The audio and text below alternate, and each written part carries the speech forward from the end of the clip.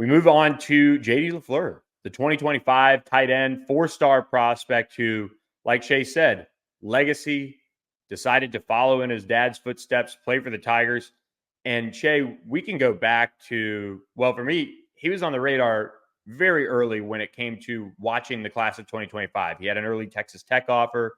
They've been doing some really nice early evals, and he was one you had to circle. You knew who what the lineage was there, and it took a little bit longer than maybe I might have thought to get that offer, but he camped at LSU. And when we saw him at camp, and Matty B said this on the board as well, he was the best tight end that came through this summer. It wasn't, it was pretty apparent, that he was going to be a guy that had an LSU offer coming his way. And they brought him back on campus for an unofficial visit, offered him in person again. And from there, it was pretty apparent that they were going to get him on board. So, Shay, you were talking to me yesterday about this. This is a pretty funny situation as August 1st hits and JD LaFleur says, don't even worry about it, guys. I'm committing to LSU.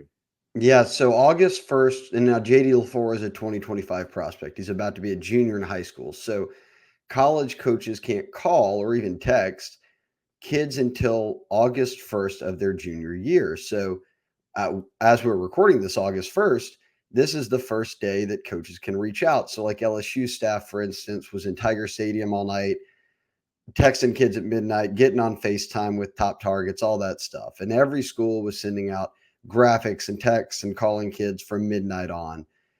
It really, and you'll see a lot of kids on social media, hey, I've heard from 30 coaches today, ready to get my recruitment started.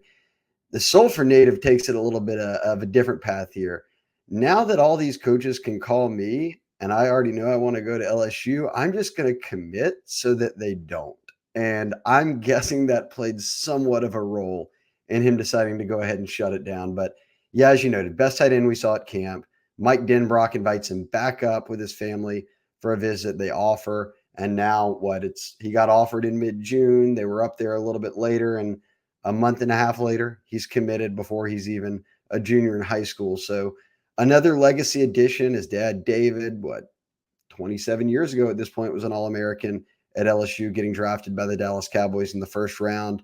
Now JD kind of follows in his footsteps, gets to carve his own path at LSU, and Billy really gets the ball rolling. We had said this all along, that because of the great work Mike Denbrock has done, they knew that Mason Taylor as a freshman was back on the roster this year. That's your returning player at tight end. They went and signed 3 tight ends in December out of high school. That was a huge deal to them. Then they go in the summer, or I guess I should say in the spring, they bring on Connor Gilbreth out of Butte College in California, JUCO. So now you've added 3 high school kids, a JUCO kid, and you've got Mason Taylor. Then they pop Trey'Dez Green, the number 1 tight end in Louisiana, I think he's the number 6 tight end in the country right now, but a top 100 prospect, basketball, football player. He's a great athlete. We said after that, I get the feeling they're done with 2024. They're focused on 25 moving forward now. And obviously JD LaFleur is one of the first offers they handed out, and it took them pretty much no time to get him on board. So before December, when those guys signed, LSU had 1 tight end on roster. Now you're looking at 4 guys joining the roster, new guys this season, Trey'Dez Green joining next season, and then you've got JD LaFleur and whomever else to follow after that. Tight end is one spot that when Brian Kelly and the staff took over, that we knew, hey, you've got to rebuild this room. It hasn't taken Mike Denbrock long.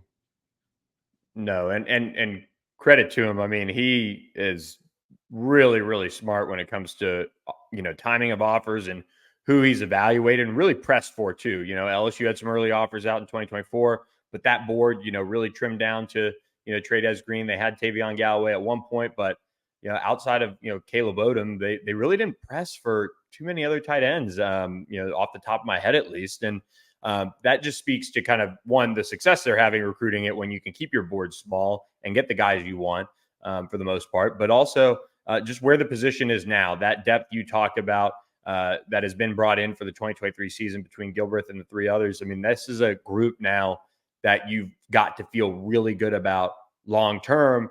I think JD LaFleur, and you mentioned this on the board, and it's apparent, he's got the size that they want to play as an inline tight end, a true traditional tight end. You have Kamorian Pimpton, you have Trey'Dez Green, who has some pass catching traits too. You have a little bit of something in everybody in this position group, and there's a chance maybe Mason Taylor, I guess, could be on the way out when JD LaFleur gets to LSU. But long term, he'd be a great replacement to step right into Mason Taylor's shoes once he departs. Yeah, I think he'll be like his dad. He'll be an inline guy who can catch the football. He can block. I mean, he's 255 and he hasn't started his junior year of high school, and he's a legit 6'6". So he's got the frame to add weight. I think he will be able to obviously do that, and then kind of be, as you said, that inline guy, and that balance as well. They've got Mason Taylor can be an inline guy too if you needed him to, but Mac Markway is that kind of guy. Connor Gilbreth is just pretty much a 6 offensive lineman. You get a little versatility here in a guy like JD LaFleur, and then you've got slot, as you said, kind of slot tight ends like Pimpton, Jackson McGohan, who they just signed, and then Trey'Dez Green coming in next year. So not only have they bulked up the room, but as you said, Billy, Denbrock very smart in the approach. It's almost at this point 50-50. Guys who can be that inline guy, and then guys who are more of that slot tight end.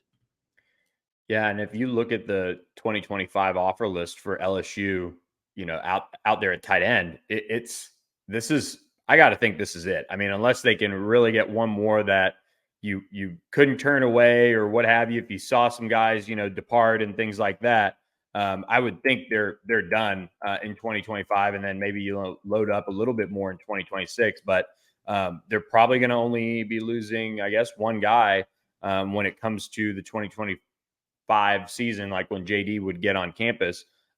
This seems to be like a really smart play, and you can just lock him in as one of those guys from Louisiana that can help you recruit, that can be a face for this class. And with 2 legacies in this class, and Jalen Bell was just on campus again, who's the defensive back committed in the 2025 class.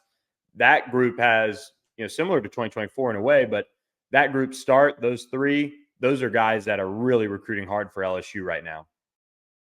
Yeah, and this is what you want. You want to start knocking down dominoes in Louisiana in 2025 because it is such a deep, deep Louisiana class. I mean, Harlem Berry sitting at the top is the number 1 running back in the country. He'll be a pretty much consensus 5-star is my guess.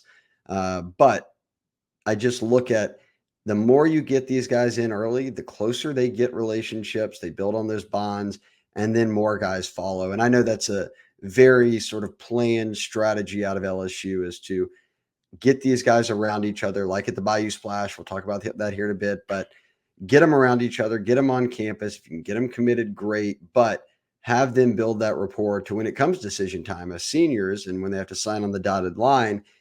Is the majority of Louisiana committed, if not all but 1 or 2 guys? That's your hope.